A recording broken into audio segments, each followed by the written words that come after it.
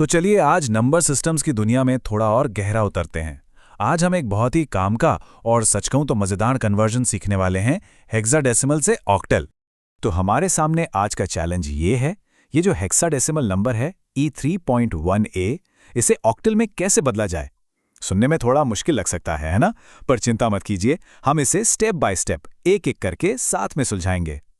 अब देखिए, बात यह है कि हेक्साडेसिमल से सीधे ऑक्टेल में कूदना थोड़ा टेढ़ा काम है, लेकिन हमारे पास एक सीक्रेट है, एक स्मार्ट ट्रिक, और वो ट्रिक है बाइनरी। हम सीधा रास्ता नहीं लेंगे, हम बाइनरी के रास्ते से जाएंगे। पहले हेक्स को बाइनरी में बदलेंगे और फिर उस बाइनरी को ऑक्टेल में। यकीन मानिए ये तरीका कमाल का है और चीज़ों को बहुत बहुत आसान बना देता है। तो चलिए काम पर लगते हैं। पहला कदम, इस हेक्साडेसिमल नंबर को इसके बाइनरी वर्जन में बदलेंगे। अच्छा, तो यहाँ पर एक बहुत ज़रूरी चीज़ याद रखनी है। हर हेक्साडेसिमल डिजिट का अपना एक फिक्स 4 बिट का बाइनरी कोड होता है। जैसे E का मतलब होता है 14, तो उसका बाइनरी कोड है 1110। 3 का कोड है 0011, 1 का ज़ाहिर है 0001, और A जो कि 10 होता है उसका कोड है 1010। ये बिल्कुल ऐसा है जैसे हर डिजिट का अपना एक 4 डिजिट का बाइनरी आई कार्ड हो।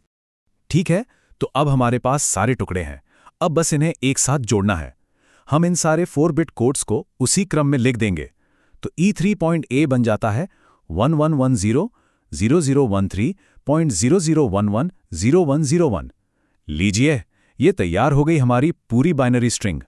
बढ़िया, पहला पड़ाव पार। अब आता है दूसरा और आखिरी कदम। अब हमें इस लंबी सी बाइनरी स्ट्रिंग को लेना है और इसे इसके फाइनल रूप यानी ऑक्टल में बदलना है।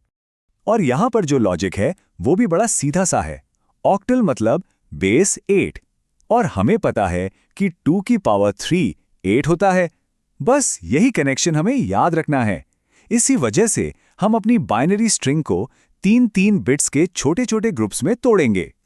अब ये ग्रुपिंग करते कैसे हैं, इस पर थोड़ा ध्यान देना होगा। जो हमारा डेसिमल पॉइंट है वो हमारा सेंटर है।